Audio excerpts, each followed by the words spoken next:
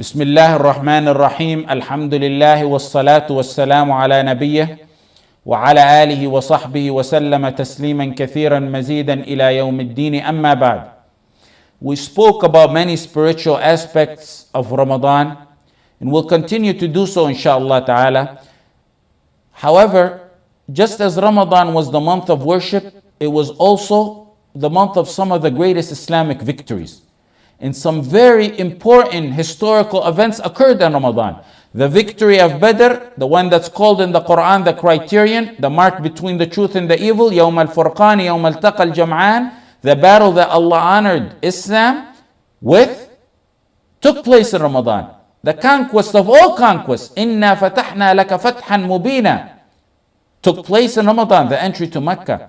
The battle of Ain Jalut and many other historical events took place in Ramadan. And one of the greatest Islamic victories after the Prophet Muhammad sallallahu alaihi wasallam and the Sahaba was a great victory that took place in Ramadan 92 years after the Hijrah. The great victory that many Muslims don't know about, especially the young youth growing up now. And the others, many of the others who do know about it don't take pride in it. The roots of it was during Uthman ibn Affan's time. He attempted to conquer Constantinople, but he wasn't able to. In Al-Tabari, in Ibn Kathir, in Al-Humyari says, historians that wrote, they said when Uthman was unable to enter Constantinople, which is Constantinople, he gave advice as to how it would be open. He says it needs to be open through the waters. You can only get there through the waters. That was the goal of many Muslim leaders, and it was an honor for them to go and conquer Constantinople. Uthman ibn Affan radiallahu anh said, whoever conquers Constantinople, Spain, Andalus, will be a partner in reward for whoever conquers Constantinople. Why? Why did he say that? Because it's the path to Constantinople. When the Muslims reached North Africa by Maghreb, Morocco, there was a governor there in North Africa called Musa ibn Nusayr. He was born during the time of Umar ibn Khattab radiallahu anhu, one of the greatest Islamic heroes. He wanted to expand, and there was two directions they could go: desert, or they could go through to Andalus. And they chose Andalus because they want to liberate people and deal with people. Muslims deal with people, not with sand. So he wanted to conquer Andalus, but he faced many obstacles and difficulties. First of all, the water. There's 13 kilometers they got to cross in water before they get to Andalus, him and his army, and they didn't have ships. He was also facing the obstacle of crusaders on islands behind them. Before he gets to the main enemy, they got little islands behind them where he feared they may attack him from the back if he reached Andalus. He also didn't have enough Muslim soldiers to face the massive crusader army. And also, he had no idea about the geographic details in Andalus. But he was determined. And those obstacles and more only made him even more determined. And that's when he began to build ships. He learned that from Muawiyah bin Abi Sufyan radiallahu anh, because he lived around Muawiyah and he's seen how they built ships around him. His father was a close friend of Muawiyah ibn Abi Sufyan radiallahu anh. He began to build the ships 88 years after the Hijrah, which would be about 706 in the Western calendar. But if you look at Musa ibn Nusayr, his biggest accomplishment in preparing was teaching Muslims Islam, especially the new reverts. Don't minimize the structured teaching of Islam. That's the path to victory. Without it, many get moved by emotions, and he could have done so. If you look at Nuruddin, in the category of Nuruddin, they prepared men through knowledge and halaqat. Many don't know those people. Salah ad-Din didn't just wake up one day and take an army and go and fight the crusaders. There was a lot of work done behind the scenes that many don't know about, of teaching Islam, Quran, Hadith, Fiqh, Usul, everything, Tajweed. Musa ibn Nusayr established intensive Islamic study. What would you call courses today? To teach the non-Arab, the Barbar Amazigh. He wanted to teach them. He wanted Islam fully rooted in their hearts. The Barbar Amazigh are among the most difficult people to deal with. And they're very difficult, more difficult to change. But by the will of Allah and the strategy of these halaqat, they changed. In fact, you see the effect of that change generations after that. When the French occupied Algeria for 130 years, they tried to get them away from their religion in every possible way they could. But during that time, and after that time, they were more firm and enthusiastic and loyal to Islam than they were before the occupation. Musa ibn Nusayr taught the Amazigh Islam, Aqidah, Tawheed, Fiqh, through structured curriculum. It was very easy for Musa to give a couple of fiery khutbahs and move the masses by emotion, and they probably could have got victory like that. He could have inspired them and got victory like that. But what happens? Over time, emotions fade and evaporate and change. And you don't want men led solely by emotions. After the structure, the foundation, then yes, emotions. And that's the epidemic today. The Berber who were only 5 years ago, men who fought Islam, were now soldiers prepared to do one of the greatest conquests in the history of Islam. Musa ibn Nusayr chooses a general and another hero, Tariq ibn Ziyad, a man who died 102 years after the Hijrah. Tariq ibn Ziyad wasn't even an Arab. He was a Berber Amazigh. Musa ibn Nusayr put him over other Arab. Why? Because Musa knew and believed wholeheartedly this Arab and non-Arab issue doesn't work with him. Tribalism, nationalism, secularism, racism, that doesn't work. It's La ilaha illallah Muhammad Rasulullah. Inna akramakum indallahi atqakum. Not only was Tariq a non-Arab, but he was a revert. A revert. He embraced Islam on the hands of Musa ibn Nusayr. A revert. He was a revert. A revert raised by Musa ibn Nusayr. Over 15 years ago, I said that legends raise legends and cowards raise cowards. That's the general rule. There's some exceptions, but rules are based on exceptions. Today you see Western deluded sellouts raising their likes. Western deluded sellouts produce Western deluded sellouts. And that's an epidemic. So legends raise legends and cowards raise cowards. A non-Arab, a revert, an ex-slave. But on today's standards, Tariq ibn Ziyad was a alim. He memorized the Quran. Tariq ibn Ziyad memorized the Quran at a young age and he learned fiqh. This is specified. I'm not saying it based on assumption because of what he did. I'm saying this based on what history said about him. Tariq ibn Ziyad in Ramadan of 92 years after the Hijrah took an army of 12,000. Some say 18,000. I believe it's really 12,000. They crossed the waters, and as soon as they landed, he gave an eloquent long speech starting off, أيها الناس أين المفر البحر من ورائكم والعدو أمامكم وليس لكم الله إلا الصدق والصبر. Oh people, where are you going to flee to? The waters behind you, the oceans behind you, the enemies in front of you. All you have is to be truthful with Allah and be patient. Some of the more recent, not recent, but more recent books, history books say that he burned the ships in order to avoid that anyone flee and that so they'll be determined. But I believe that's exaggeration because I read the original books on Al-Andalus and what happened there, and the early first generation books wrote about this. None of them state this fact. And it's such a huge fact, they mentioned more details than this. And this is not mentioned, so I assume it didn't happen.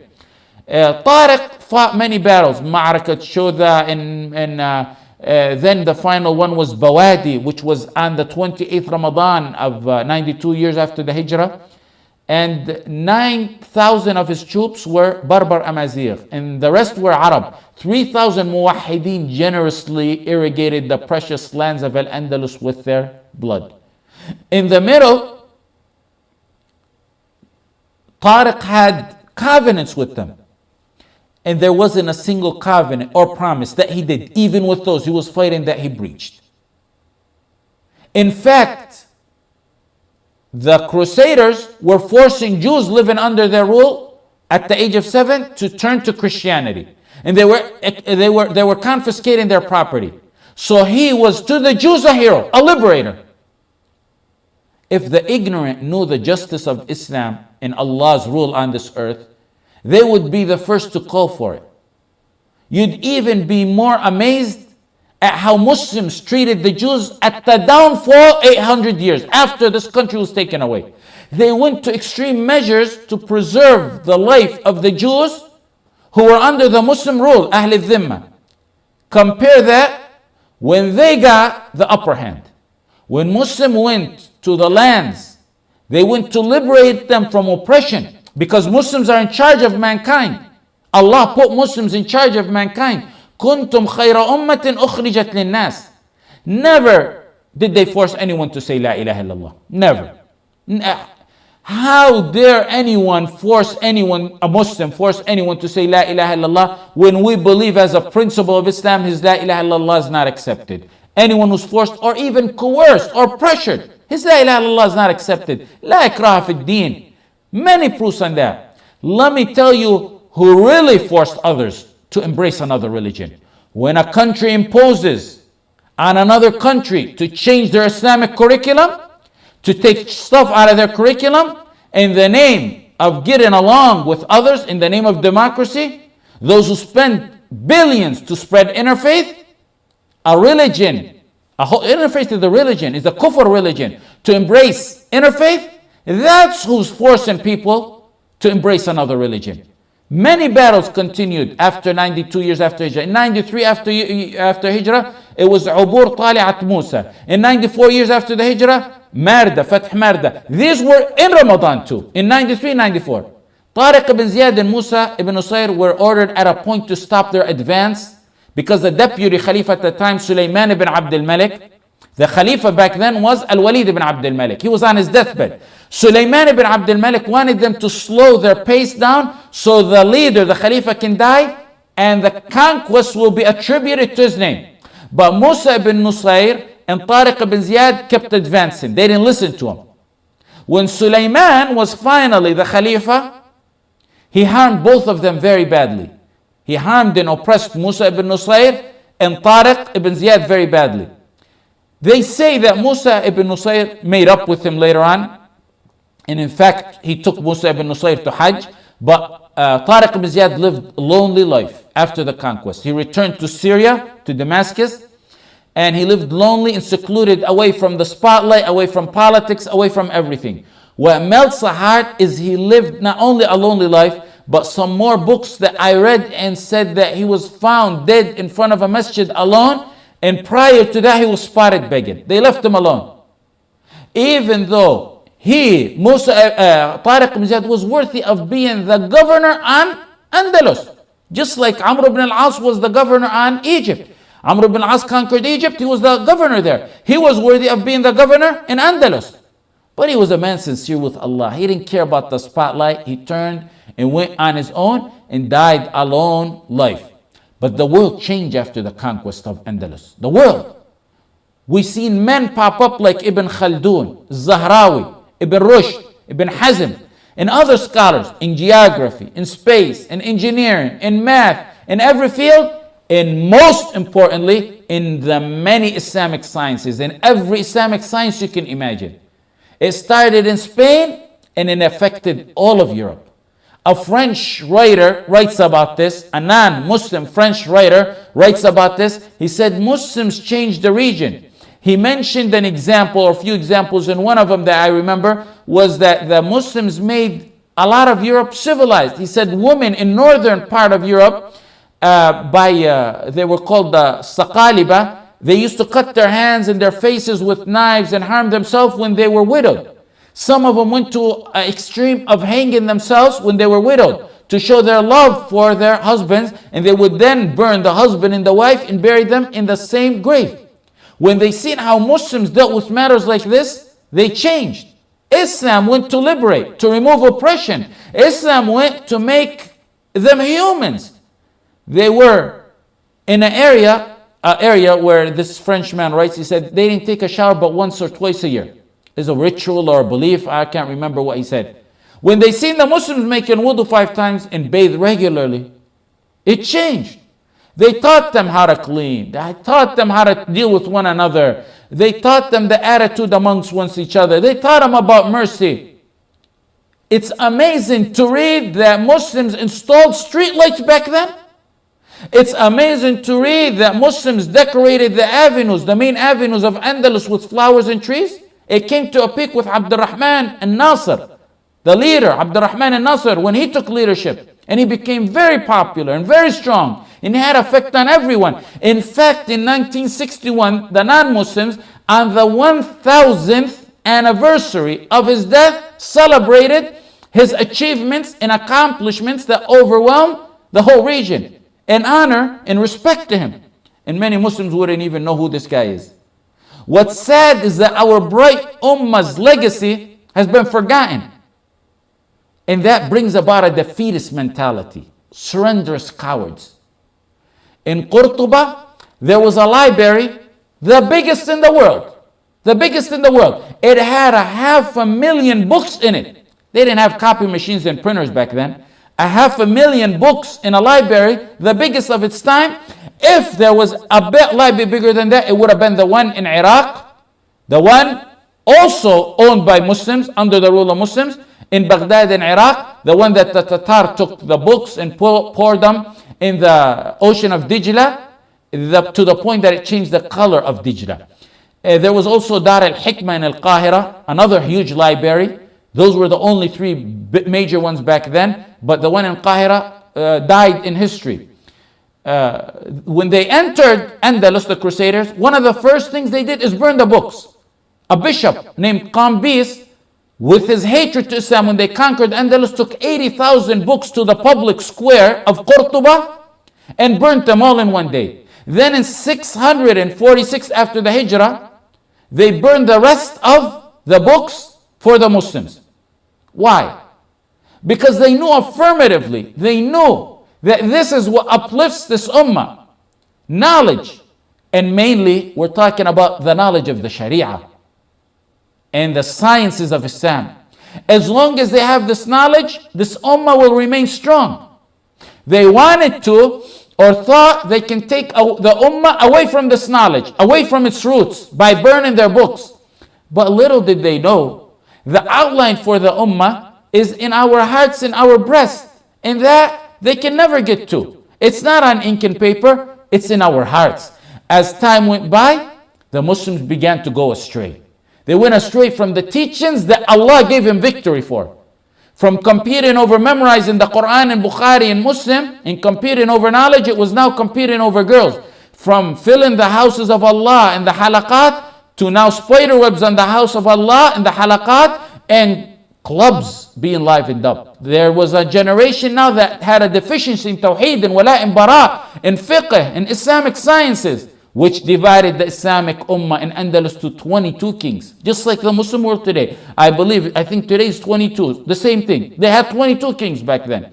One of the leaders, Ibn al-Ahmar, he was a king in Andalus.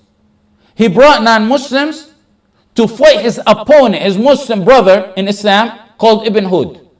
Ibn Hud, in return, gave those non-Muslims 30 of his strongholds to side with him against Ibn al-Ahmar.